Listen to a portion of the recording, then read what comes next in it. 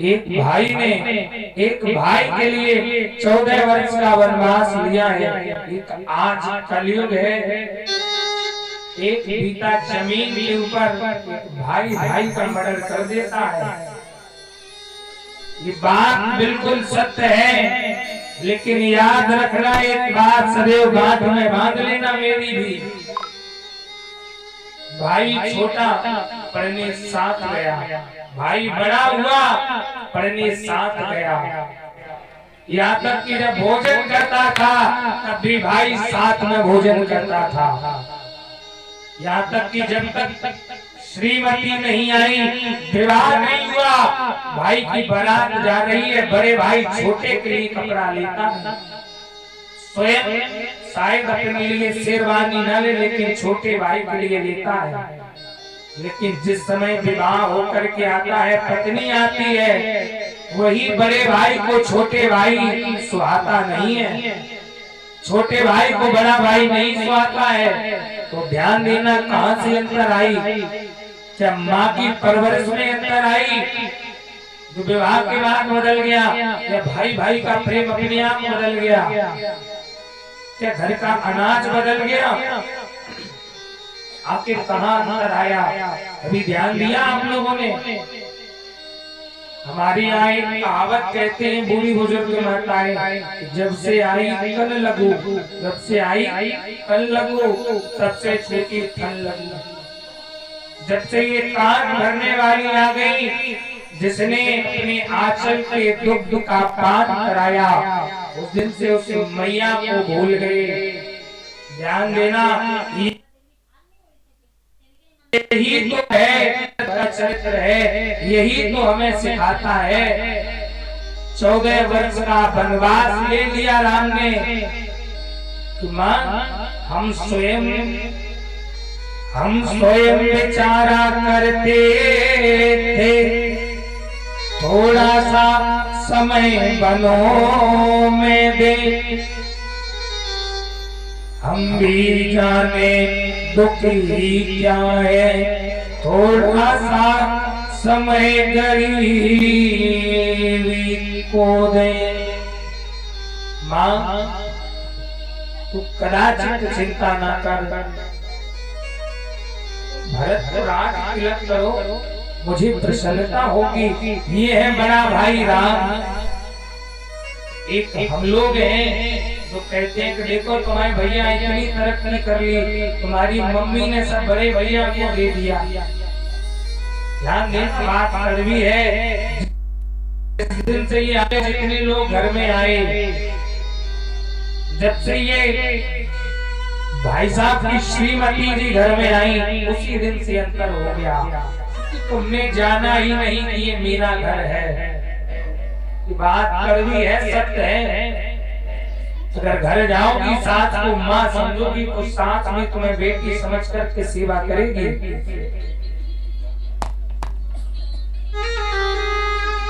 अगर ननद को बहन समझोगी, तो ननद भी तुम्हें अपनी माँ बन करके मानेगी। देवर को अगर लाडला बेटा मानोगी, तो देवर भी तुम्हें अपनी माँ मानेगा। आज राम राज में यही होता है। राम की बहन भी है जिसका नाम है शांता। रामचरितमानस में वर्णन नहीं आया है इसका वर्णन वाल्मीकि रामायण में आया है। आज राम ने भरत के लिए आज 14 वर्ष का वनवास ले लिया। आज सामने हाथ पकड़ लिए कि कहना चाह रही हो राम तुम बन न जाओ। हाथ पकड़ करके रोकर बोली बेटा तुम जा रहे हो?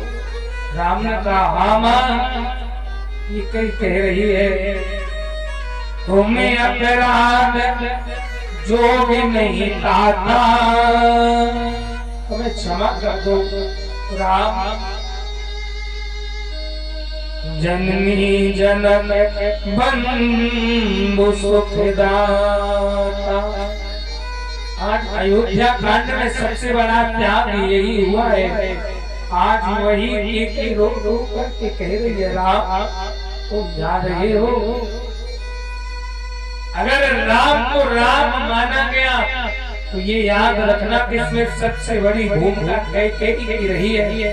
अगर राम वन न जाते, अगर राम वन न जाते तो आज राम राम न बन पाते।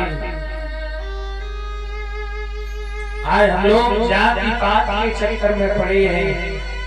याद रखना भीलनी कौन थी, वो केवट कौन था, सबरी जाति कौन थी। इसलिए याद रखना जाति पात की करो विदाई, हम सब हिंदू भाई भाई। आज वो दौर आ गया है, वो समय आ गया है कि आज हम लोग बिछुड़ते चले जा रहे हैं। महाराज अन्य धर्म वाले लोग कहते हैं हम 7 और हमारे 70, हम 7 और हमारे 70, तो सबके हाथ में 100-100 पत्थर। याद रखना उन्हें बचपन से एक ही ट्रेनिंग दी जाती है, भारत तेरे टुकड़े होंगे इंशाअल्लाह इंशाअल्लाह। केवल एक ही में ट्रेनिंग दी जाती है कैसे भी करके इस भारत को तोड़ा जाए।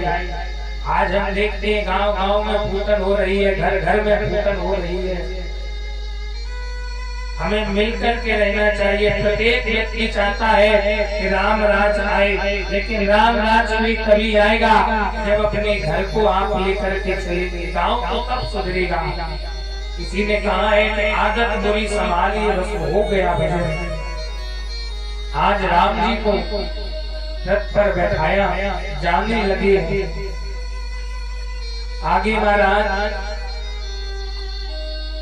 आगे महाराज कहते हैं कि आज राम जब बन जा रहे हैं तभी कैकेयी रो रही है, और लौट करके जब आएंगे, ये महाराज वाल्मीकि रामायण में वर्णन आया कि राम जब 14 वर्ष काट के वापस अयोध्या आएंगे तो कहां और पहले किससे मिला है, जरा ध्यान देना इस बिंदु पर कि प्रथम पास गए भवानी, प्रभु जाना कैकेयी भागी। आज राजा दशरथ का मरण हो चुका था। रानी कैकेयी महलों में पड़ी पड़ी रो रही थी। सफाई कर्मचारियों ने कैकेयी के महलों के आगे सफाई करना छोड़ के बड़ी बड़ी झाड़ियां खड़ी हो गई हैं।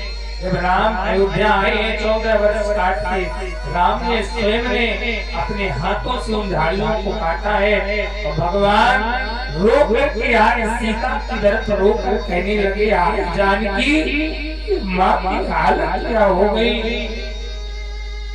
दौड़ करके माँ के पास गए राम, मैया कैकेयी अस्थि मयी कंकाल विहीना, सन्मुख होई कर चोरी रही ना। आज कैकेयी अस्थि मयी हो गई है, शरीर में हड्डियों का ढांचा पड़ा है।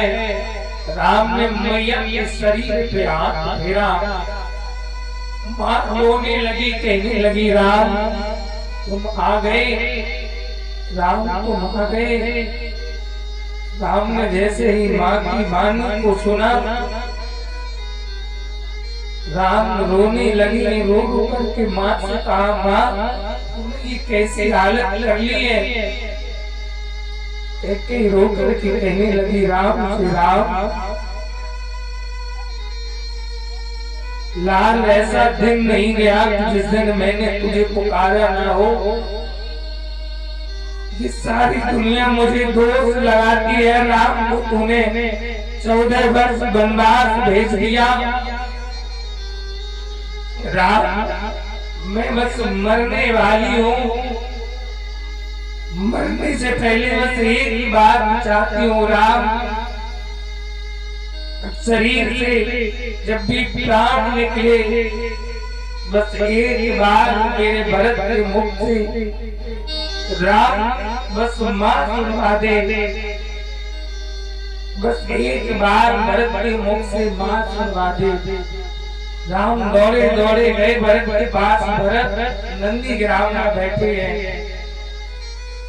राम जाके बोले भैया भरत मैं एक बात मांगू तो मना तो नहीं करोगे?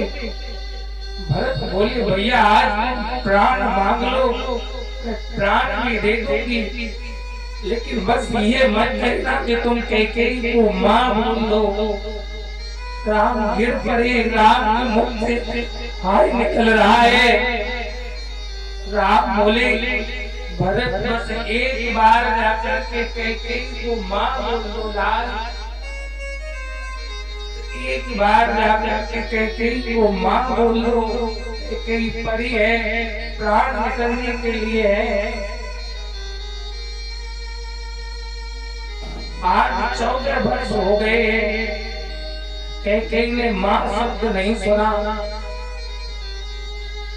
आज भरत जी ने संकल्प ले लिया, मैं कभी मां नहीं कहूंगा।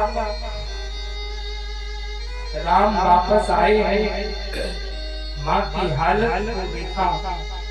ये है त्याग कांड, इससे बढ़कर के और क्या त्याग मिलेगा। जिस मां के कहने पर 14 वर्ष राम वनवास काटे, आज उसी मां के लिए राम रो रहे हैं। ध्यान देना, ये मां हर चीज मिल जाएगी तुम्हें, लेकिन एक मां ऐसी है, अगर इस मां दुनिया से चली गई तो तुम्हें वो जन्म देने वाली मां नहीं मिलेगी। संसार में तुम्हें सब कुछ मिल जाएगा, भाई भी बहुत मिलेंगे, बहनें भी बहुत मिलेंगी, पिता भी हजारों मिल जाएंगे, लेकिन जिस मां के गर्भ से तुमने जन्म लिया होगा वो मां नहीं मिलेगी। उनको पता होगी कि मां की कीमत क्या होती है संसार में। जिन्होंने अपनी मां को खो दिया है, उनको पता है कि मां क्या होती है। मां तो वो वात्सल्य की मूर्ति होती है। मां स्वयं नींद में सोती है, हमें सोते में सुलाती है। जब घर में खाने को नहीं हो तुम चले जाओ तो मां पड़ोस से मांग कर के लाती है, बहन तेरे घर एक कटोरी सब्जी बनी हो तो दे दे, आज मेरा बेटा तेरी बेटी भूखी है। वो मां पड़ोस से मांग के ला के खिला देती है। ये मां है। आज